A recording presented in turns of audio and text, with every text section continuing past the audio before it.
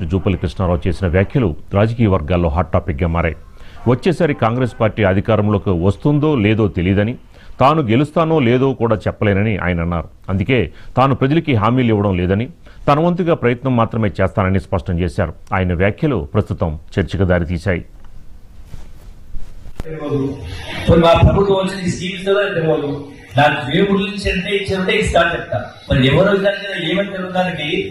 అది మోసం మాట కాబట్టి నా హామీ లేదు. ఇప్పుడు కూడా మీరు అడిగినట్టు నా వంతు ప్రయత్నం చేస్తా, కానీ నేను హామీ ఇయ్యదు. ఎందుకంటే ఎందుకు హామీ ఇస్తా?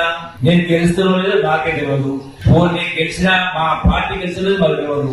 పోనీ మా ప్రభుత్వం తెలియదు. పోనీ మా ప్రభుత్వం వచ్చి స్కీమ్ ఇస్తుందో తెలియదు. నాకు దేవుడి నుంచి అంటే ఇచ్చారంటే ఇస్తా అని చెప్తా. మరి ఎవరో ఏమని తెలియడానికి అది మోసం మాట కాబట్టి నా హామీ లేదు. ఇప్పుడు కూడా మీరు అడిగినట్టు నా వంతు ప్రయత్నం చేస్తా, కానీ నేను హామీ ఇయ్యదు. ఎందుకంటే ఆదిలాబాద్ జిల్లా పర్యటనలో మంత్రి జూపల్లి కృష్ణారావు చేసిన వ్యాఖ్యలు రాజకీయ వర్గాల్లో హాట్ టాపిక్గా మారాయి. వచ్చేసారి కాంగ్రెస్ పార్టీ అధికారంలోకి వస్తుందో లేదో తెలియదని, తాను గెలుస్తానో లేదో కూడా చెప్పలేనని ఆయన అన్నారు. ఇదే అంశానికి సంబంధించి మనకి మరింత సమాచారం మా కరస్పాండెంట్ శ్రీనివాస్ అందిస్తారు. శ్రీనివాస్, ఏంటి జూపల్లి వ్యాఖ్యలు ఏంటి, ఎందుకని ఆ విధంగా మాట్లాడడం జరిగింది?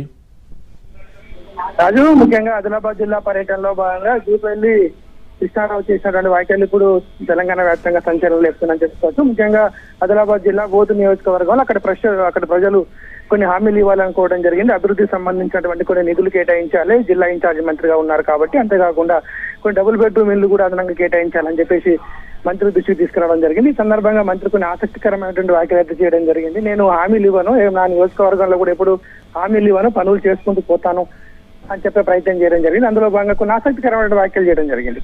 నేను గెలుస్తాను, ఇప్పుడు హామీలు ఇచ్చి వెళ్ళిపోతాను, తర్వాత మళ్ళీ నేను గెలుస్తానో కూడా తెలియదు, తర్వాత తమ ప్రభుత్వం వస్తుందో కూడా తెలియదు, ఆ తర్వాత నేను మంత్రిగా ఉంటానో కూడా తెలియదు, కాబట్టి ఇప్పుడు హామీలు ఇచ్చి మిమ్మల్ని ఆశపడ్డం కరెక్ట్ కాదు అన్న విధంగా అయితే జూపల్లి మాట్లాడడం జరిగింది. జూపల్లి చేసినటువంటి వ్యాఖ్యలు అయితే ఇప్పుడు తెలంగాణ వ్యాప్తంగా ప్రతిపక్షాలకైతే వాళ్ళకు అనుకూలంగా ఉందని చెప్పుకోవచ్చు. ప్రతిపక్షాలు అయితే కాంగ్రెస్ పార్టీ ఓడిపోతుందా, కాంగ్రెస్ పార్టీ తిరిగి అధికారం రాదు అని చెప్పేసి స్వయంగా మంత్రి అని చెప్తా ఉన్నారు. అదేవిధంగా స్థానికటువంటి కాంగ్రెస్ ఎమ్మెల్యే కూడా ఓడిపోతారని చెప్పేసి స్వయంగా మంత్రినే చెప్తున్నాడని చెప్పేసి వాళ్ళు సెటర్లు అయితే వేస్తున్నటువంటి పరిస్థితి కనిపిస్తుంది. ఓవరాల్ గా మాత్రం మంత్రి హామీలకు సంబంధించి ఇప్పుడు హామీలు ఇచ్చి నేను ఆ నిధులు కేటాయించకపోయినా, లేకపోతే హామీలు ఇచ్చి అభివృద్ధి పనులు చేయకపోయినా తనను విమర్శిస్తారు అనే ఉద్దేశంగా అతడు ఆ విధంగా చేసినట్టుగా అయితే అతడు చెప్తున్నటువంటి పరిస్థితి కనిపిస్తుంది. ఏదైనా ఆదిలాబాద్ జిల్లా బోత్ నియోజకవర్గంలో మంత్రి చేసినటువంటి వ్యాఖ్యలు మాత్రం కోసం ఆసక్తిగా మారడం జరిగింది. దానిని మాత్రం ప్రతిపక్షాలు అయితే సోషల్ మీడియాలో మాత్రం రకరకాలుగా వాటిని అయితే ట్రోల్ చేస్తున్నటువంటి పరిస్థితి కనిపిస్తుంది. మంత్రి ఏదైతే తాను మళ్ళీ ఎమ్మెల్యే గెలుస్తానో లేదో, తర్వాత కాంగ్రెస్ పార్టీ తిరిగి అధికారంలోకి వస్తుందో లేదో, ఒకవేళ వచ్చినా నేను మంత్రి అవుతానో లేదో,